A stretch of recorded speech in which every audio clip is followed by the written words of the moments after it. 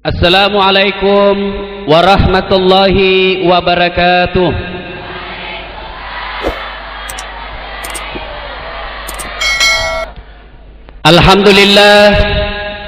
Alhamdulillahi rabbil alamin, wa bihi nasta'inu ala umurid dunya waddin.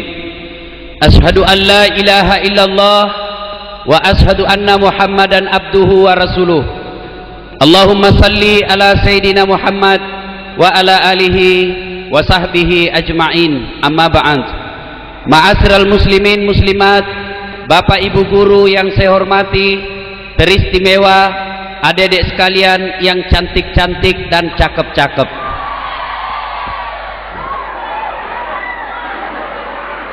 Kurang lebih 1430 tahun yang lalu terjadilah suatu peristiwa yang sangat spektakuler, di mana diperjalankan seorang manusia pilihan dari Masjidil Haram di Mekah ke Masjidil Aqsa di Palestina, lalu dilanjutkan ke Baitul Maqdis, dari Baitul Maqdis naik ke langit pertama sampai langit ketujuh, dari langit ketujuh menuju ke Sidratil Muntaha, lalu disempatkan jalan-jalan melihat situasi neraka dan surga. Setelah itu masuk ke Sabaha, berdialog dengan Sang Yang Maha Pencipta Allah Subhanahu wa Ta'ala. Kemudian setelah segalanya selesai, kembali ke muka bumi. Kenapa peristiwa ini luar biasa? Kenapa peristiwa ini spektakuler? Karena perjalanan yang dia tempuh sangat jauh, sementara waktu yang diperlukan sangat ringkas. Dalam ayat dikatakan lailam, sebagian malam saja, tidak cukup tawa satu malam. Makanya ketika Nabi ceritakan Isra Mi'raj ini, orang-orang Arab hampir tidak ada yang percaya. Bahkan Abu Jahal dan Abu Lahab berkata, saudara-saudara sekalian bangsa Arab, inikah Muhammad yang engkau percaya sebagai nabi? Ternyata dia pembohong besar. Katanya bede dari Masjidil Aqsa tadi malam, dari Palestina tadi malam, sekarang ada lagi di Mekah pagi ini. Tidak masuk di akal mereka, karena ternyata saat itu Mekah Palestina kendaraan paling cepat naik kuda, maksudnya kuda. Nah, kala-kala panter yang dari ujung pandang. Waktu itu kendaraan paling cepat naik kuda. Berapa waktu yang diperlukan? 1 bulan ke sana pun kembalinya 1 bulan. PP 2 bulan. Sementara Nabi tidak cukup 1 malam. Makanya Nabi bilang, Abu Lahab, Pak baleang ko, bohong-bohong kau pasti toh. Ternyata mereka lupa bahwa sebenarnya kejadian Isra Mi'raj itu adalah sepenuhnya kehendak Allah. Kita simak ayat yang kita dengar tadi. Subhanalladzi asra bi abdihi. Maha suci Allah yang telah memperjalankan hambanya. Apa yang dimaksud memperjalankan? Berarti Allah yang aktif, Nabi Muhammad terima beres. Namanya kita diundang. Kalau kita diundang, berarti semuanya ditanggung sama yang mengundang. Pak Cetong baru disuting GR nih.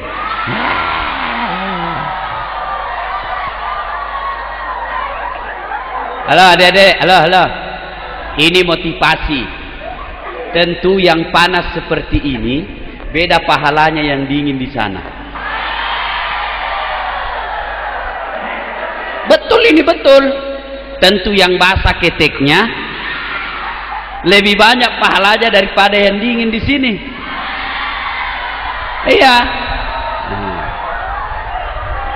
Ayo kita simak. Karena ini Rasulullah diundang oleh Allah, maka segala sesuatunya ditanggung oleh Allah Subhanahu wa Ta'ala. Halo. Salah sambung. Saya kasih contoh begini, sederhana, tidak masuk di akal, tapi betul terjadi. Beberapa hari yang lalu saya diundang ke Jakarta ceramah di kantor Menteri Hukum dan HAM. Saya berangkat selesai sholat subuh. Saya tiba di Jakarta sebelum jam 9 pagi. Selesai sholat duhur ceramah. Selesai sholat asar kembali lagi ke Makassar. Selesai sholat isya, alhamdulillah ada mak lagi di rumahku. Ternyata tanpa sepengetahuan saya ada semut ikut di kantong. Tahu semut adik-adik? Bahasa Perancisnya bere-bere. Ya kan? Ketika saya tiba di rumah, saya gantunglah baju saya di kamar. Keluar itu semut di kantongku. Pidato tahu. Pidatonya begini. Saudara sekalian bangsa semut, barusan saja saya pulang dari Jakarta. Dia bilang semut yang lain, jam berapa kau pergi mut? Panggilan kerennya semut. Dia bilang, tadi pagi Ces. Dia bilang, malam ada aku lagi di Makassar. Dia bilang, iya, butina tuh kau lihat main. Dia bilang, bale kok. Nggak masuk di akalku. Pagi kau berangkat, malam ada aku lagi di Makassar. Nggak masuk di akal.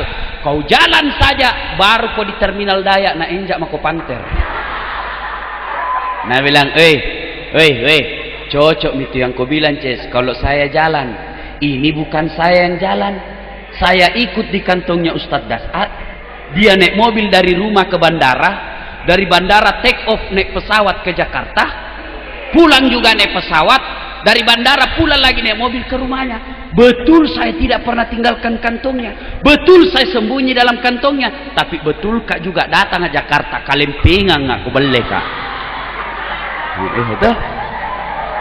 Halo, cocok toh? Kalau ini semut mau berangkat tidak mungkin bisa sampai ke Jakarta, tapi dia numpang mujur di kantongnya Ustadz Dasat. Nah, adik-adik, hal lain dulu tidak bisa dibayangkan, tidak pernah dalam otak tak ada orang di Pindrang berbicara dengan orang di Jerman tanpa kabel HP. Iya toh? Kalau ada kabelnya masih masuk di akal. Oh, ini kabel yang kasih baku sambung nih. Tapi ini tidak ada kabelnya.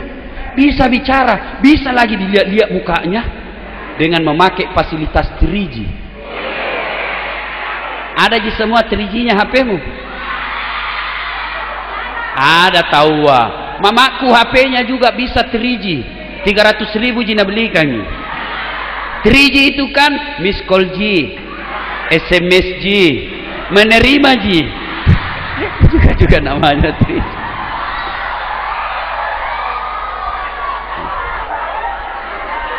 Halo? Ayo. Kenapa Nabi diisrakan?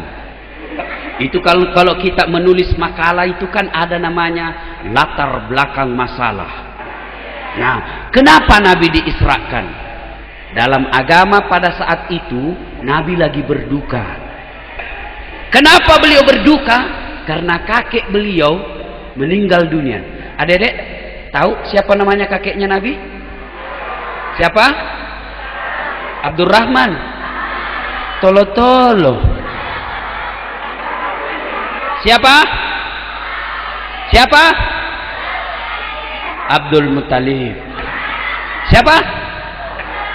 Nah, meninggal kakek beliau Abdul Muttalib.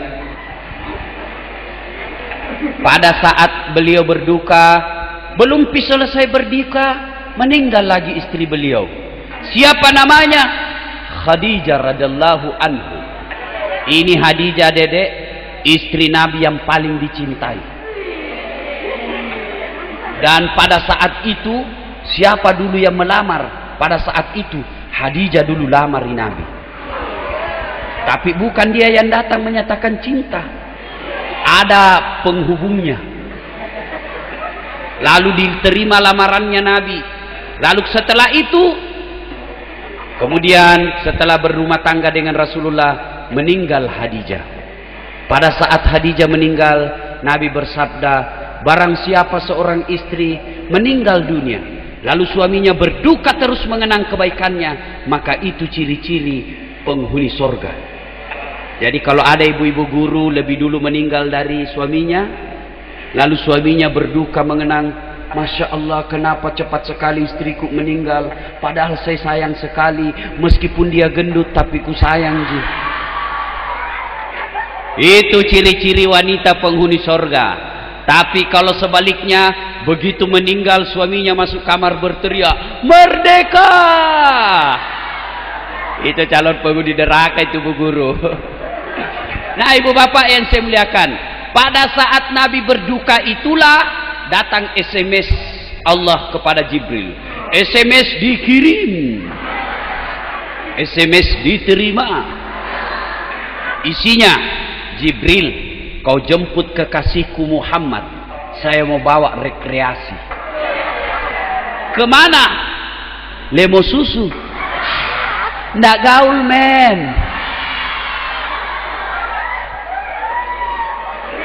Langsung kemana? Berdialog dengan Allah subhanahu wa ta'ala. Mendapat undangan dari Allah, suatu hiburan yang sangat besar.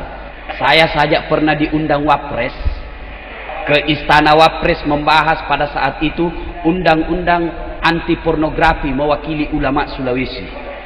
Waktu saya terima itu undangan, saya kumpul semua mahasiswaku di Unhas. Saya bilang, lihat undangannya bapak tahu Wapres. Bangga, kenapa? Dapat undangan dari istana wakil presiden. Itu baru manusia yang ngundang. Bagaimana kalau mengundang Allah subhanahu wa ta'ala? Makanya Nabi senang. Datang Jibril. Pada saat itu Jibril menjemput Nabi ditemani oleh dua jenderalnya malaikat, yaitu Mikail dan Israfil. Siapa ini malaikat Mikail? Malaikat apa ini Mikail ya dedek? Wah, pembagi-bagi pulsa. Ya toh, pembagi rezeki. Kalau banyak rezeki berarti banyak pembeli pulsa. Siapa malaikat Israfil? Pemain drum band, patiup trompet. Ya, nah turun malaikat Jibril. Pada saat itu Nabi lagi baring-baring bersama dengan Khamsah radhiyallahu anhu pamannya dan Abu Bakar As-Siddiq sahabat setianya. Datang Jibril. Pada saat itu Jibril berubah wujud menjadi manusia yang tampan, datang menghadap Nabi. Ya Muhammad, lapor. Kenapa Jibril? Saya mendapat perintah dari Allah untuk menjemput Anda menghadap kepada Allah subhanahu wa ta'ala. Untuk apa? Menerima perintah yang sangat besar. Nabi berkata, kalau begitu siap melaksanakan tugas, lanjutkan.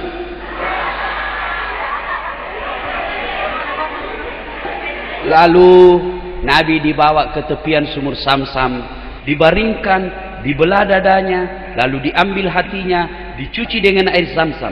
Setelah itu lalu distempel hatinya Nabi. Namanya stempel kenabian.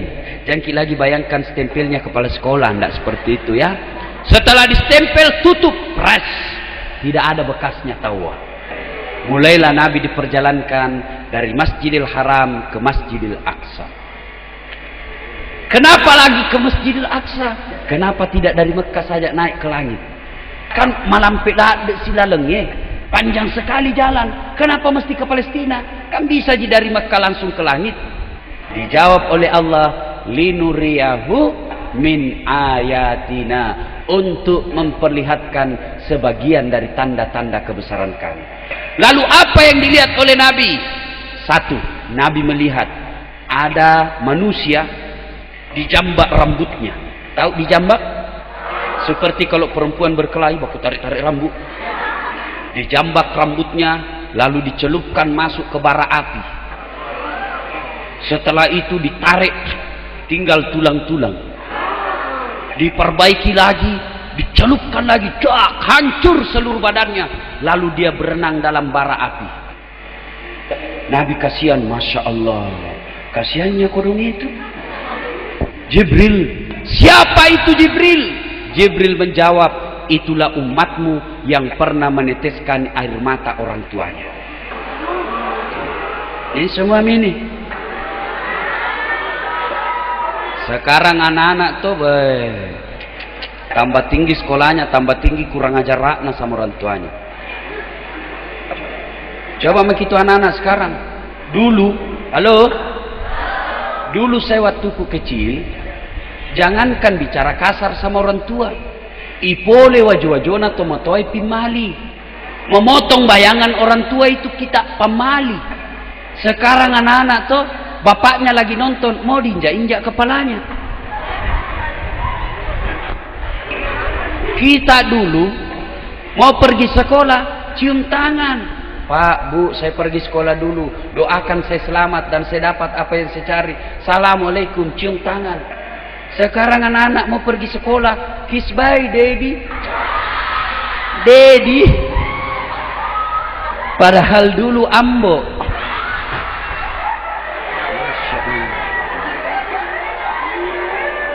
Dulu kita, saya masih ingat, kalau ada tamunya bapak di ruang tamu, tidak boleh orang lewat depan tamu. Kalau lewat, nah kasih bolak matanya bapak, tak lari maki. Sekarang anak-anak dikasih bolak matanya bapaknya, apa nak bilang? Kenapa mata pak?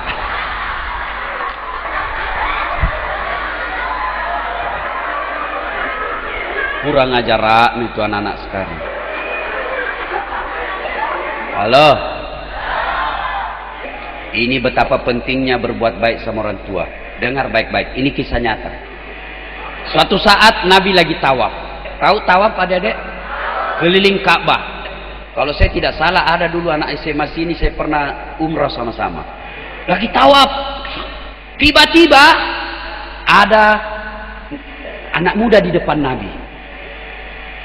Melepuh pundaknya. Terkupas-kupas pundaknya ini anak muda.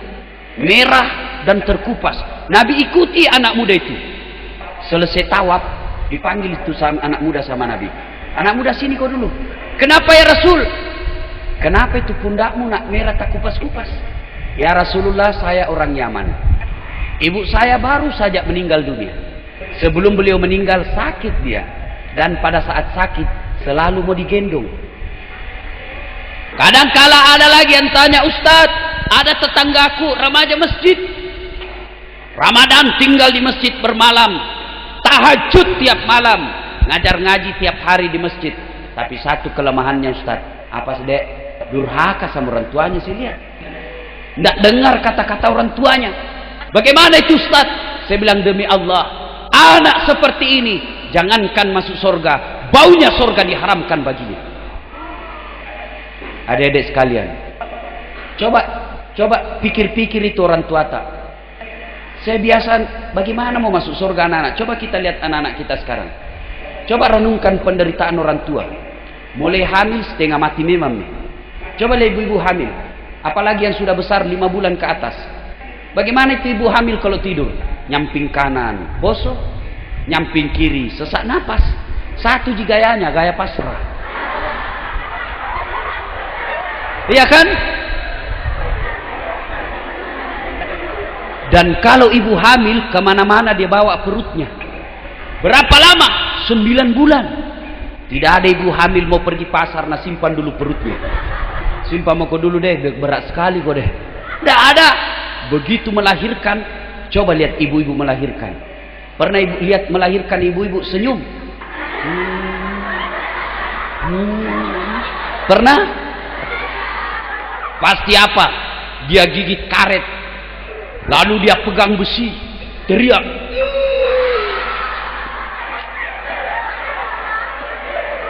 Begitu melahirkan, 2 saja pilihan. Kalau tidak setengah mati, mati sekalian.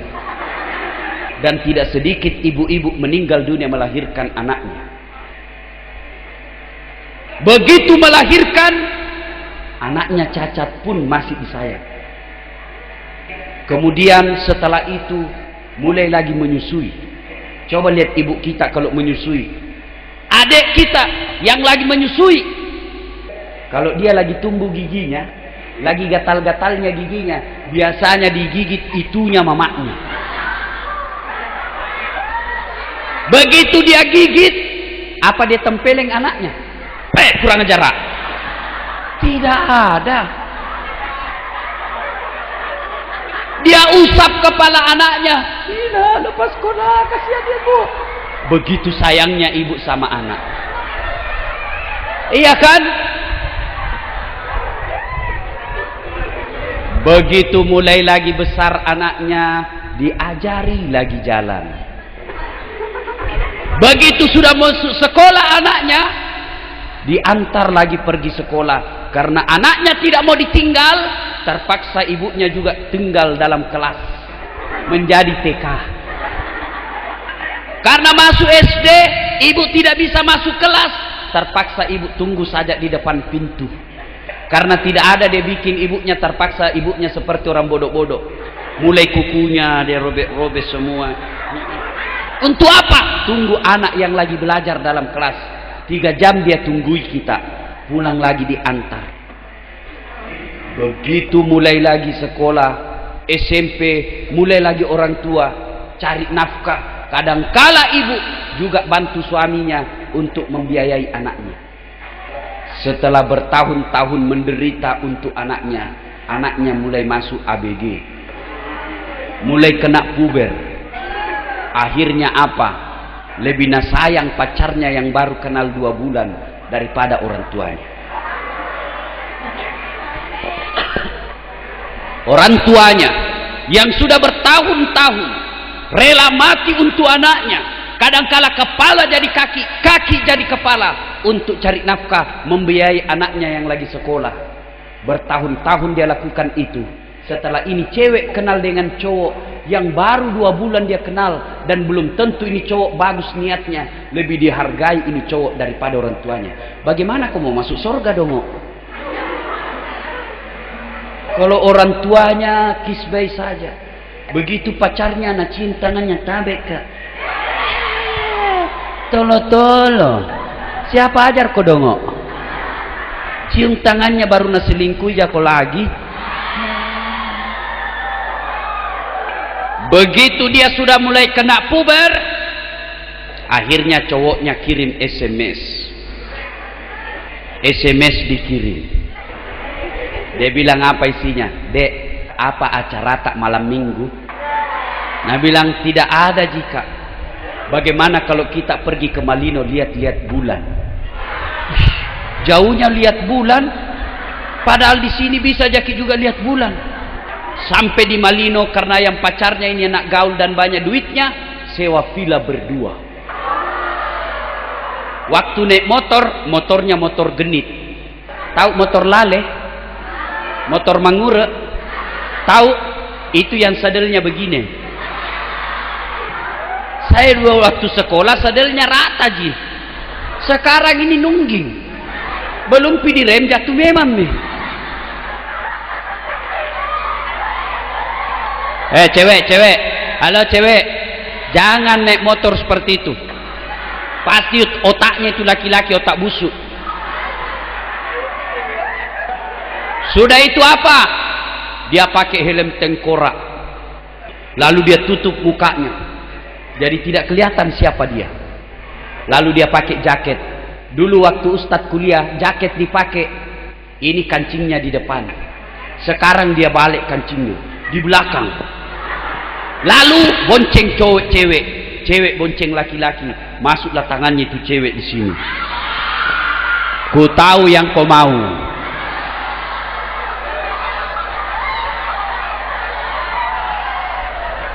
Akhirnya di Malino berdua, cowok sama cewek satu kamar.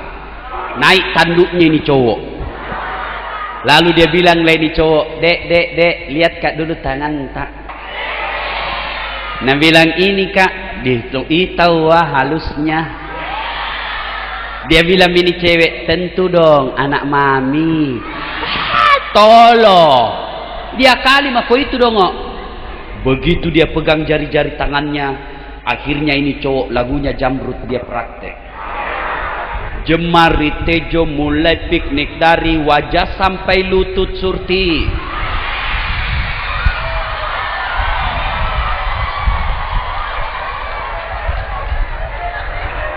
Akhirnya apa? Dia bilang ceweknya, jangan kak, jangan ki. Nah bilang tunjukin bukti kesetiaanmu. Karena ini juga cewek-cewek bodoh. Cewek dengar baik-baik. Kalau ada cowok bilang tunjukin buktinya, mana buktinya kau cinta sama saya? Ambil kertas bermaterai, tanda tangan, kasih segel. Hei, ini buktinya.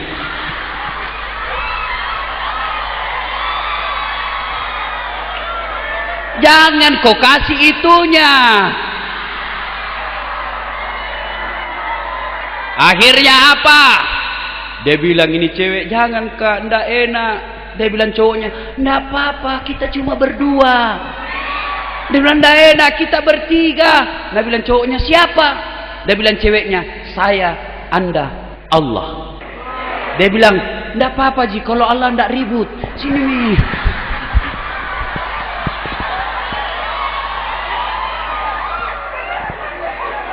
Akhirnya apa? Terjadilah sesuatu insiden. Tadi ke Malino pergi lihat-lihat bulan, pulang dari Malino tidak datang bulan.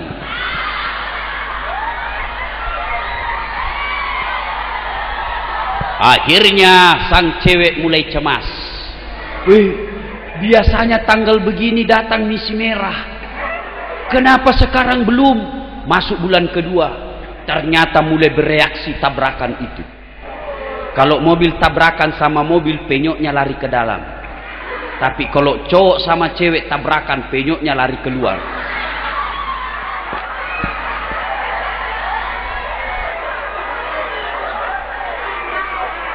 Akhirnya bulan ketiga mulai bengkak. Dia mulai cemas. Dia pergi curhat sama temannya. Itu dulu sayangnya sama saya. Tiap hari dia telepon saya. Tiap datang ke rumah dia bawakan coklat. Sekarang setelah dia dapat yang dia mau, tidak pernah aktif HP-nya. Barangkali dia ganti nomornya. Tidak pernah lagi datang lihat saya. Sementara ini sudah mulai membesar. Akhirnya cewek yang dia temani curhat, dipercaya ternyata tidak bisa dipercaya. Dia pergi ngomong juga sama teman kelasnya. Dia bilang, itu ternyata toh akhirnya apa? Satu kelas tahu. Kemudian apa?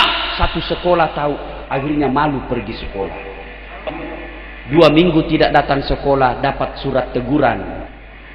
Karena takut ketahuan. Akhirnya berbulan-bulan, 1 bulan tidak sekolah. Kena surat, dikeluarkan dari sekolah. Karena takut ketahuan orang tuanya. Akhirnya apa? Dia pergi cari dukun. Yang dia dapat dukun palsu plus cabul. Akhirnya terjadi proses aborsi. Pada saat aborsi terjadi pendarahan. Dan pada saat pendarahan tidak bisa tertolong. Akhirnya meninggal dia. Gara-gara apa? Karena dia tidak ikuti nasihat orang tuanya.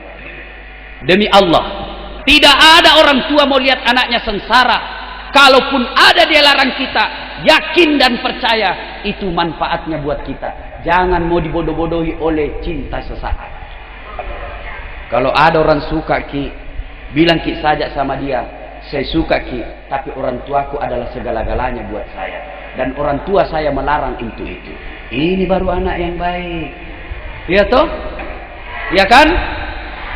Nah, kita menyanyi lagi dulu. Jilbab, jilbab putih, lamban suci gagah perwira.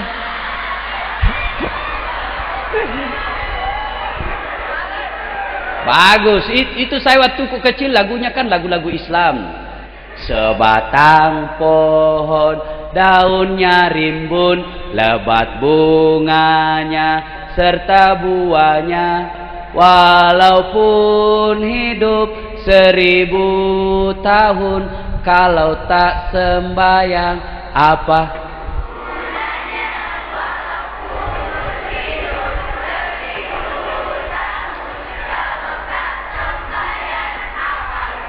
Wih, baik nak tahu ini cewek. Ini cowok gayaan aja. Kalau lagunya cowok, apa lagunya? Cintamu membunuhku. Kasihan deh loh. Tahu anak santri ya, bagus ya. Adik-adik sekalian, demi Allah, tidak ada keselamatan bagi mereka yang durhaka sama orang tuanya. Ada yang bertanya, kalau begitu Ustaz, apa sih kewajiban anak kepada orang tua? 1, menjawab panggilannya. Kalau nak panggil ke orang tua tak, wajib dijawab. Baco. Iya, mak. Ah, itu sudah bagus. Sekarang anak-anak ditanya, baco. Tidur kak, mak. Mana bisa ngomong orang tidur?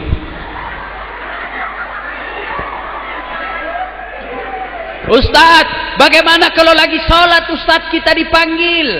Caranya kalau laki-laki mengucapkan Allahu Akbar. Baco, Allahu Akbar. Tapi bikin dulu perjanjian sama mamanya. Mak, besok-besok kalau kita panggil kak, saya bilang Allahu Akbar, disambayang kak itu mak. Nah, kalau mama tak tidak tahu dipanggil baco Allahu Akbar, kurang ajar itu anak.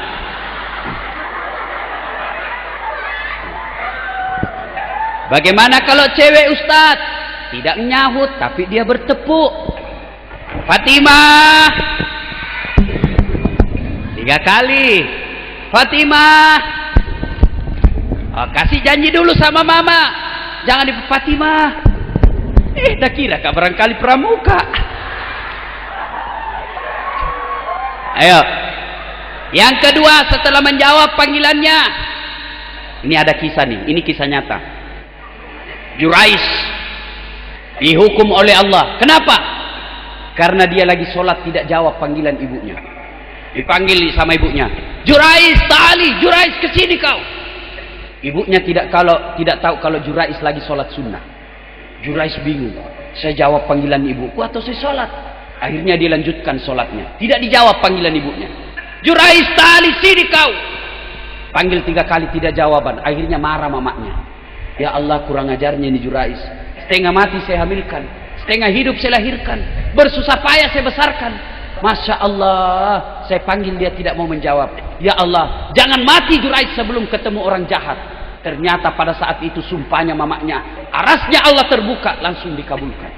Ringkas cerita, ini Jurais remaja masjid, taat beribadah, banyak yang sentimen sama dia. Akhirnya orang-orang yang sentimen sama dia, dia pikir, wah bahaya ini Jurais kalau dibiarkan, harus dihancurkan ini anak. Bagaimana caranya?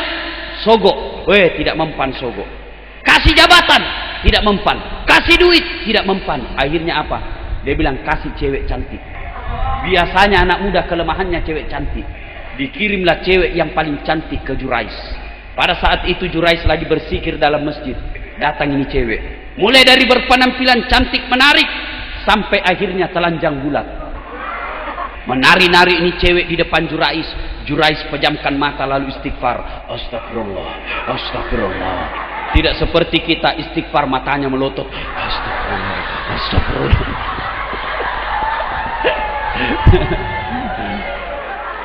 Ini cewek dia bilang, Jurais, ayolah kau tidur sama saya. Ini ibaratnya landasan sudah siap, pesawat sudah boleh mendarat. Tapi Jurais begitu mau mendarat, dia lihat rambu lalu lintas, huruf P silang warna merah, dilarang parkir. Akhirnya ini cewek malu, sudah banting harga di depan Jurais, tapi tidak laku. Dia pergi berzina dengan tukang kambing. Setelah hamil, kemana-mana dia pidato. Saudara-saudara sekalian, kenal tak Jurais? Kenal. Itu tuh yang rajin bersikir. Iya. Nih bale-bale gitu, nih hamil gara-gara dia. Akhirnya Jurais dilempari.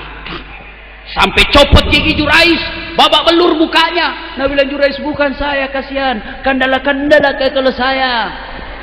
Dia bilang Jurais begini, kita tunggu sampai lahir ini anak. Akhirnya lahir itu anaknya itu cewek yang hamil. Begitu keluar masih orok, ditanya, dipencet pusarnya sama Jurais. Kata Jurais, ya fulan, siapa nama bapakmu? Sebut kau. Dengan izin Allah ngomong ini bayi. Namanya bapakku di sebelah tetangga kambing, bukan Jurais. Apa nak bilang Jurais? Ku bilang memang Ces, bukan saya. Apa mi kalau begini hilang mi gigiku? Apa hikmah dari kisah ini? Jurais saja, coba ibadahnya baik, dihukum oleh Allah karena tidak menjawab panggilan ibunya. Coba dengar adik-adik sekalian, tidak ada itu keselamatan kalau kita durhaka sama orang tua. Menjawab panggilan kewajiban pertama. Yang kedua, mematuhi perintah. Nah sekarang anak-anak kalau diperintah tidak mau ikuti perintah orang tuanya. Padahal perintah orang tuanya semua baik. Nak, belajar kau yang baik. Nak, jangan bolos. Nak, kau belajar dengan baik. Untuk siapa? Untuk kita.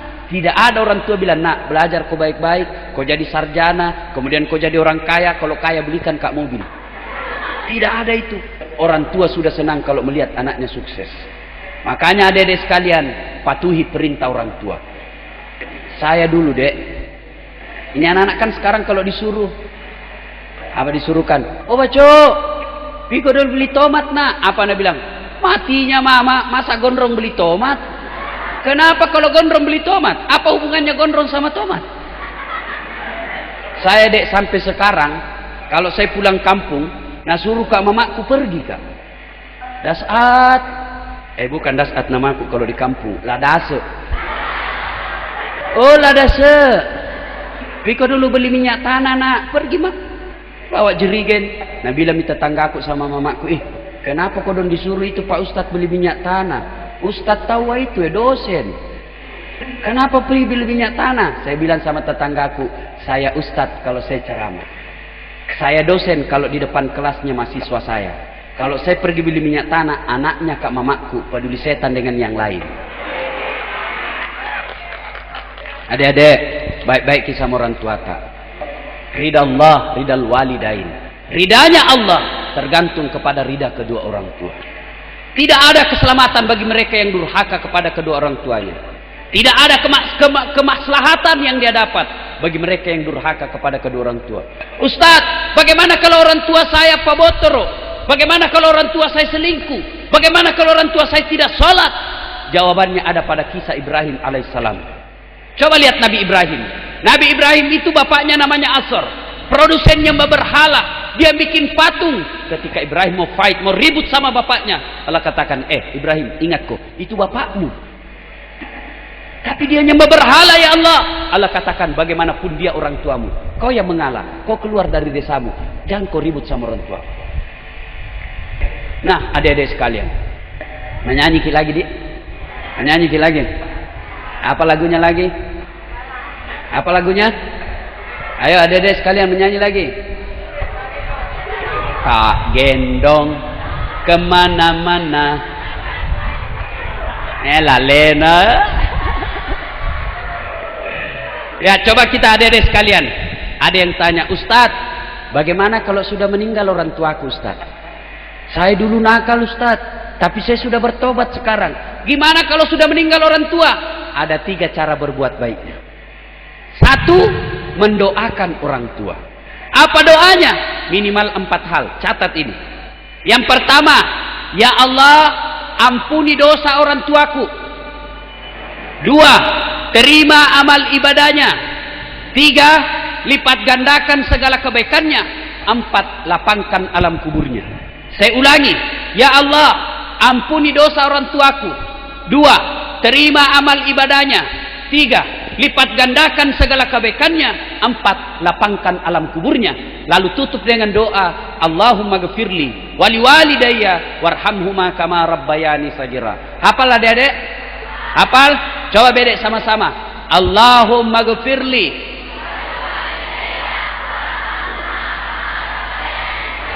Bagus. Ustadz, bagaimana kalau tidak tahu bahasa Arab? Jangan pakai bahasa Arab. Berdoa kata Nabi, silahkan memakai bahasa ibu. Apa bahasa ibu? Bahasa hari-harinya kita. Bahasa Bugis, buat dimato. Bahasa Mangkasar, kulenji. Bahasa Jawa, monggo. Bahasa Sunda, mangga. Bahasa Belanda, hot perdomes. Bahasa Inggris, kalau tahu. Silahkan. Berdoa bahasa apa saja boleh. Daripada bahasa Arab tidak ditahu artinya. Setengah mati berdoa bahasa Arab, dia tidak tahu artinya. Akhirnya malaikat bilang apa? Woi, apa maksudmu? Kau mau doakan mamamu itu, nah kau minta hujan dong. Kenapa dia tidak tahu apa yang dia baca? Kalau berdoa silahkan. Kecuali dalam sholat, tidak boleh. Kalau dalam sholat, adik-adik tidak boleh pakai bahasa masing-masing. Ada pernah ulama mengajarkan di Jawa, sholat boleh pakai bahasa masing-masing. Bagaimana kacaunya sholat seandainya boleh pakai bahasa masing-masing.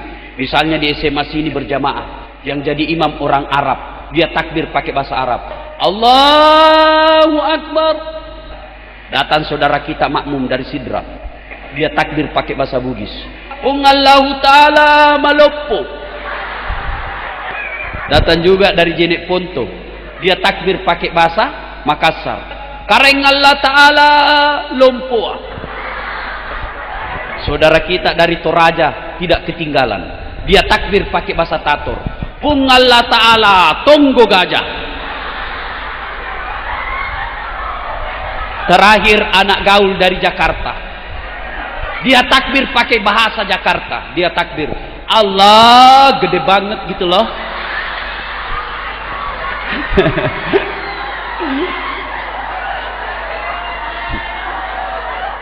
Kacau kan? Nah, kalau doa silakan. Supaya dingin kita salawat lagi kepada Nabi. Salatullah salamullah ala toha rasulillah. Salatullah salamullah ala yasin habibillah. Yang tidak salawat kita doakan tidak dapat jodoh. Nah.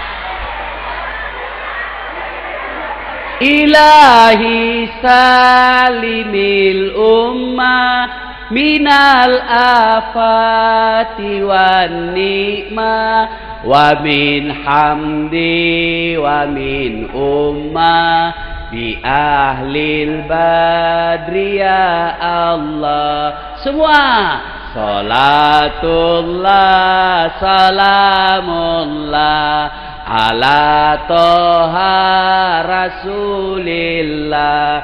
Salatullah salamullah ala yasin habibillah. Ada juga tadi ku dengar Nabi bilang ya masih lebih bagus daripada tidak ya. Nah adik-adik sekalian, birrul walidain. Yang pertama mendoakan. Doakan orang tua. Yang kedua bersedekah atas nama orang tua. Misalnya, Ustadz, saya mau terang kuburku nanti. Saya mau terang kuburnya orang tuaku. Kirimi pembeli lampu di masjid. Insya Allah sudah ada lampunya itu. 200.000 2 watt. 100.000 1 watt. 50.000 lilin, 10.000 korek, 500 obat nyamuk. Sedekah atas nama orang tua. Yang ketiga, cara berbuat baik kepada orang tua, mengunjungi karib kerabatnya. Jadi misalnya ada temannya bapak kita rajin berjamaah sama-sama pada saat hidup, sudah meninggal orang tua masih hidup temannya, kunjungi karib kerabatnya. Itulah cara berbuat baik kepada kedua orang tua. Nah, adik-adik sekalian, ya, ini kisah yang dilihat oleh Nabi. Lalu kita lanjutkan perjalanan. Banyak sebenarnya dilihat Nabi, tapi kita ringkas cerita. Sampailah Nabi di Masjidil Aqsa. Dari Masjidil Aqsa lanjutkan ke Baitul Maqdis. Dari Baitul Maqdis naik ke langit pertama. Di langit pertama ketemu dengan Adam alaihissalam. Langit kedua ketemu dengan Yahya dan Isa alaihissalam. Langit ketiga ketemu dengan Idris alaihissalam. Langit keempat ketemu dengan Nabi Yusuf alaihissalam. Langit kelima ketemu dengan Nabi Harun alaihissalam. Langit keenam ketemu dengan Nabi Musa alaihissalam. Lanjut ke langit ketujuh ketemu Ibrahim alaihissalam. Dari langit ketujuh Nabi melanjutkan ke Sidratil Muntaha. Dari Sidratil Muntaha menuju ke Sabah. Dan di Sabah terjadi dialog dengan Allah. Assalamu alayka ayyuhan nabi wa rahmatullahi wa barakatuh. Kata Allah. Nabi menjawabnya, Assalamu alayna wa ala ibadillahi salihin. Ashadu an la ilaha illallah.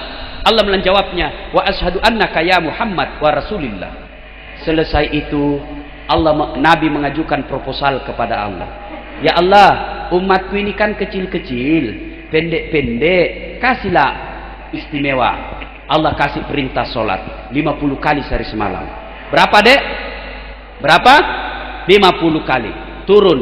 Nabi Musa katakan, apa oleh-oleh untuk umatmu ya Muhammad? Saya dikasih perintah sholat. Berapa? 50 kali sehari semalam. Berapa? 50. Wih, nggak salah. Umatku saja besar-besar tidak bisa itu kalau 50, apalagi umatmu yang kecil-kecil. Kau naik minta diskon, naik, ya Allah terlalu banyak, dikurangi 5, tinggal berapa dek? Berapa? 43. Tidak lulus matematika ini. 45, turun lagi, kurangi lagi 5, 40, masih banyak, naik lagi, kurang lagi 5, masih banyak, naik lagi, kurang lagi 5. Mondar mandir, setiap kali naik dikurangi 5, terakhir tinggal 5. Nabi Musa bilang, berapa pi Muhammad? 50 mami, 5 mami, dari 50 dikasih mama 5 ini. Dia bilang, Nabi Musa masih banyak bos, kau naik minta lagi diskon. Nabi bilang, Nabi Muhammad pikir, setiap kali saya naik dikurangi 5, sekarang tinggal 5 nih. Kalau naikkan lagi nih, tidak ada miku dapat. Biar midai Musa sebentar topi diliaki. Ternyata apa yang dikhawatirkan Nabi Musa betul adanya. Sekarang saja tinggal 5, masih ada yang hari Jumat. Itu pun terlambat. Pas pulang ambil sandalnya orang. Ada malas sholat di sini? Ada? Ada? Bila maki apalah santana muda, bila maki sigia kini hari ces, bila meko coba ndak ada ini turun nggak? Apa bila meko? Apa? Ustad, anu beda Ustad, ndak bisa kena air, tayamum, tidak bisa berdiri, duduk, tidak bisa duduk, baring, tidak bisa baring, sholat pakai isyarat. Mana namanya itu Ustad? Ya begini, ya pakai isyarat, matanya saja dikasih goyang-goyang. Allah, itu namanya sholat pakai isyarat. Tidak bisa juga itu Ustaz, goyang-goyang mataku. Silahkan sholat dalam hati. Mana namanya sholat dalam hati? Mulai takbir sampai salam, seluruh bacaan dibaca dalam hati. Jadi bagaimana kalau sujud ke Ustaz? Pejamkan mata, bayangkan lagi sujud, baca doa sujud, namanya sholat dalam hati. Tidak bisa sholat dalam hati Ustaz, bungkus bawa dikubur. Ya toh cewek toh, ya. Apalagi Ustaz, kaya beda Ustaz. Bicara tentang kaya dek, dari Adam sampai detik ini belum ada kalah kayanya Nabi Sulaiman. Bagaimana kayanya Nabi Sulaiman? 1 hektar pekarangan rumahnya. Apa kerikilnya? Emas. Ada di sini kerikil rumahnya emas? Ada. Paling orang dulu kalau kaya giginya jina kasih emas, kemana-mana senyum. Ustaz, miskin kau Ustaz. Bicara tentang miskin, demi Allah belum ada kala miskinnya Nabi Isa alaihissalam. Bukan Yesus ya. Kalau Yesus itu kan yang disalib, ya. Nabi Isa alaihissalam. Bagaimana miskinnya Nabi Isa? 2 saja kekayaannya. Kalau bukan 2, 1 sisir dan pakaian melekat dalam dirinya. Miskin tetap sujud beribadah. Ustaz, sakit kau Ustaz? Bicara tentang sakit, dari Adam sampai detik ini, demi Allah belum ada kala sakitnya Nabi Ayub. Bagaimana sakitnya Nabi Ayub? Seluruh anggota tubuhnya dimakan ular. Kelihatan giginya hancur, pipinya dimakan ular. Kelihatan tulang pahanya hancur, dimakan dagingnya oleh ular. Berapa lama beliau sakit? 1 bulan? Tidak. 1 tahun? Sebentar itu. 5 tahun? Tidak. Berapa? 16 tahun. Beliau tetap sujud beribadah kepada Allah. Kita baru sakit gigi, hingus, tidak sholat nih. Kalau sakit gigi ku cowok sampai sakit gigi mako. Misalnya tuh sariawan sakit gigi juga sampai sariawan maki. Allah Akbar. Sudah Allah. Nah tahu gitu bila sakit gigi tak cilaka. Apa lagi? Apa pi? Ustaz, gagah Ustaz. Bicara tentang gagah cakep demi Allah. Belum ada kalah gagahnya Nabi Yusuf. Bagaimana gagahnya Nabi Yusuf? Masya Allah. Allah menciptakan kegagahan di dunia 100. Khusus Nabi Yusuf dikasih Allah 65. Berapa sisanya dek? 45. Berapa? 35. 34 dibagi-bagikan Allah kepada Nabi yang lain. Berapa sisanya? 1 mani? 1 saja. Inilah yang 1% dibagi-bagikan Allah kepada kita ini manusia biasa. Nah ambil Mirano Karno, Omai Rama, Omas, Tukul, Ustadz Dasat. Berapa mami kita didapat? 1% dibagi-bagi. Nabi Yusuf 65. Beliau cakap tetap sujud beribadah kepada Allah. Ustadz, olahragawan Ustadz, fitness. Bicara tentang fitness chest belum ada kala Nabi Musa alaihissalam. Itu Nabi Musa, kalau dia kunci badannya dek, tembus itu bulu-bulu di bajunya.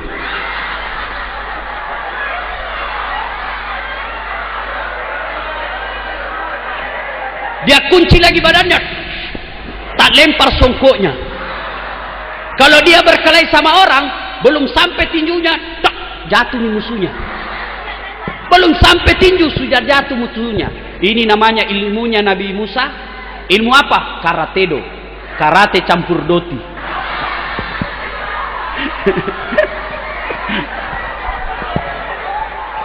Hebatnya itu Nabi Musa di. Ustaz, tinggi pangkatnya Ustaz. Bicara tentang pangkat demi Allah, belum ada kalah pangkatnya Nabi Muhammad SAW.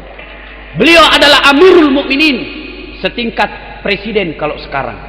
Beliau adalah penghulu para nabi. Beliau adalah panglima perang jenderal kalau sekarang.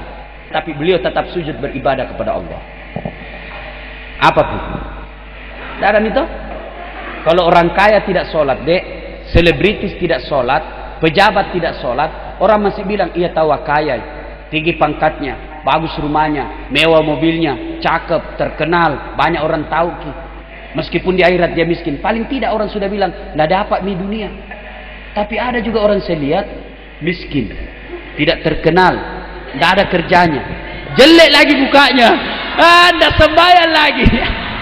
Ke laut mah kau jadi tude cilaka.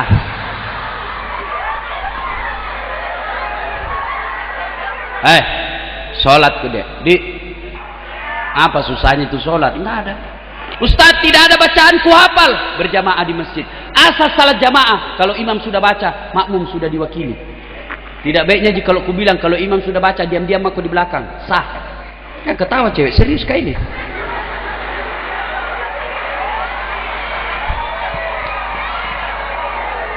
Ustaz, baru kul-kul ku hafal. Kul-kul itu mau dibaca. Rakaat pertama kul huwallah, rakaat kedua kul huwallah, baca nih. Apa tuh? Tidak ada. Kapan orang Islam banyak tidak sholat sebenarnya? Kapan? Nih perempuan kalau selesai haid, 5 hari haid, nah tambahi bonus 2. Nah bila bapaknya, kenapa belum sembahyang nak? Orang belum bersih, masih ada di sedikit-sedikit. Nah bilang bapaknya, bohong kau lagi tuh. Apa bohong? Ku kasih lihat ki.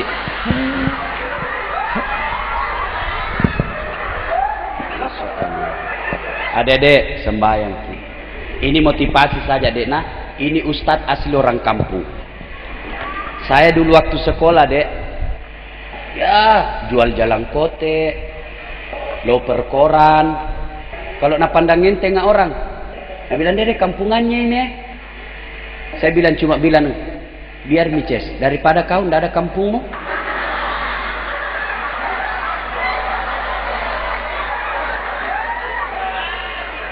Dulu andalan Pak Ustadz sholat. Sholat tidak pernah saya lepaskan. Dulu waktu saya SMA, orang biasa bilang mak bencong, kampungan.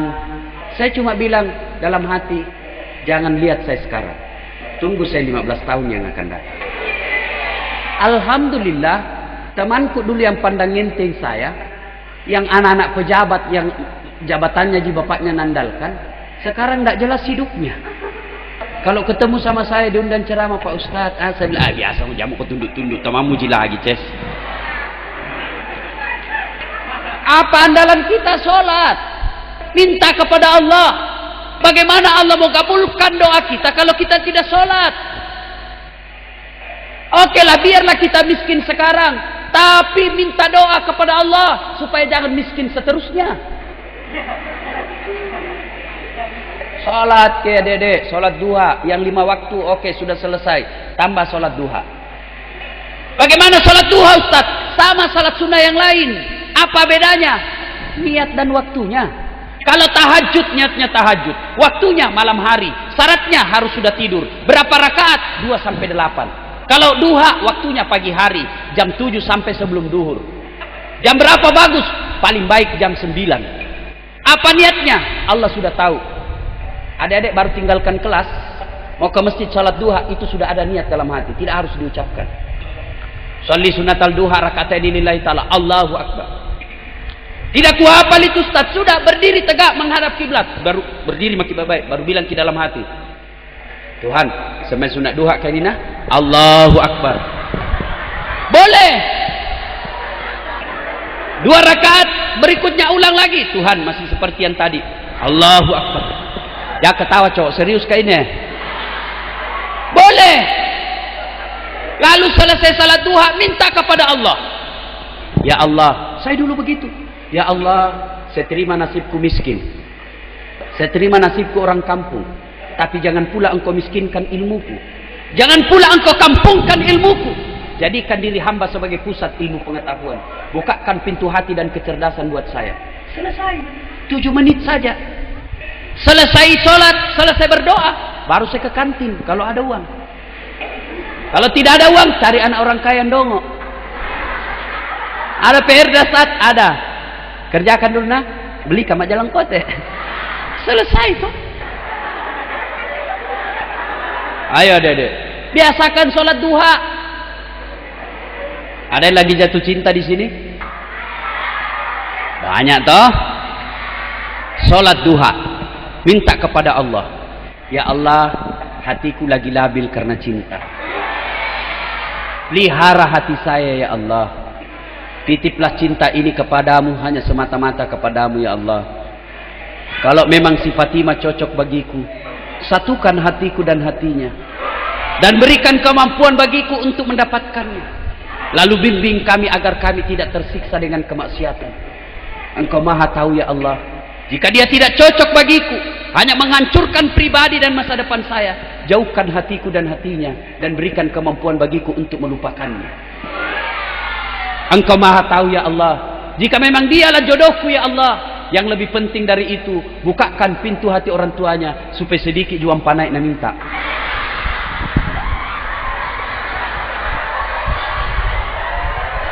Ya kan? Biasakan adik-adik sholat. Ada biasa tidak sholat apa? Saya tanya anak muda, kenapa kau tidak sholat? Ustaz, masih suka kak main judi. Sudah main judi tidak sholat lagi. 2-0 Ces. Kalau sholat judi satu sama. Mana bagus satu sama 2-0? Mana bagus adek-adek? Kalau saya 0-2, tidak judi, sholat lagi. Cewek, tips cari cowok. Kalau kau mau tahu cowok yang bertanggung jawab dan bisa dijadikan suami, lihat sholatnya. Kalau kau lagi jalan sama-sama, tiba-tiba masuk waktu sholat, dia bilang, dek, kita singgah dulu sholat. Harapan itu dek. Tapi begitu dia bilang, kita bilang, kak sholat dulu. Besok pide masih bisa jadi duhur besok. Sudah, selesaikan. Kasih surat PHK. Tidak bisa jadi. Tidak bisa jadi kepala rumah tangga. Adek-adek cewek mau ndak? Cowok-cowok mau ndak sama cewek yang cakep, cantik, banyak uangnya, cerdas, bagus akhlaknya? Mau ndak sama dia? Mau? Mau kan? Masalahnya bagi kita juga dia mau. Dia juga mau, tapi mau apa? Mau muntah dia.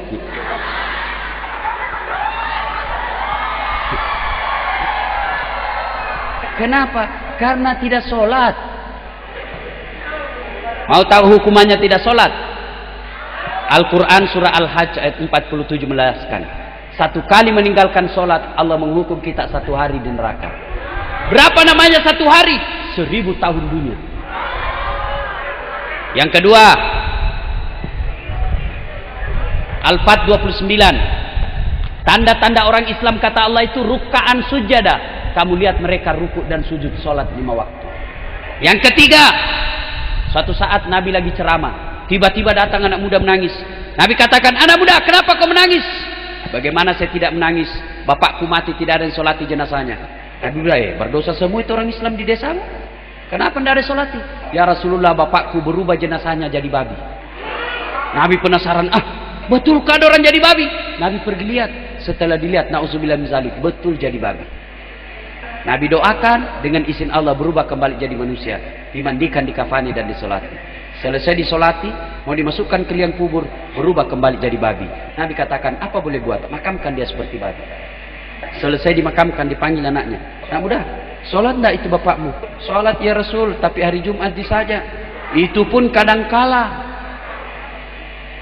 Jadi saudara-saudara sekalian yang mengaku Islam, tapi Jumat saja andalannya, waspadalah. Yang kau ketawa cilaka. Serius kah ini? Sembahyang bos. Oke? Apa susahnya itu sembahyang? Paling gampang. Urusan 5 menit. Ada juga kuliah 5 menit, 3 menit di sembahyang Isya. Saya tanya, kenapa cepat sekali nak? Dia bilang, pak, kan ini sembahyang dihafal mi. Sama aja bacaannya kemarin. Saya bilang, sholat itu dek bukan soal hafal, tapi ada rukun-rukunnya. Kalau cuma bilang hafal saja, bilang kau saja begini, Allahu Akbar, Tuhan, bacaannya sama aja kemarin. Assalamualaikum. Salat ya dek ya. Tidak ada susahnya itu salat. Paling gampang. Selesai salat minta kepada Allah. Insya Allah Allah akan kabulkan permintaan kita. Nah adik-adik sekalian, sebenarnya banyak yang kita ingin uraikan, tapi waktu jualan. Kenapa? Terus menghina. Memangnya saya tukang parkir. Terus. Ustaz ini Ces.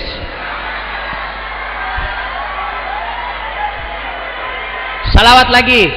Sallallahu ala Muhammad sallallahu alaihi wasallam. Sallallahu ala Muhammad sallallahu alaihi wasallam. Waktu saya kecil dulu kalau ada temanku dia pelesetkan ini salawat. Dia bilang apa? Kok barasanji orang tuh? Dia bilang, Yako telo alamoi, Yako manu alai mai.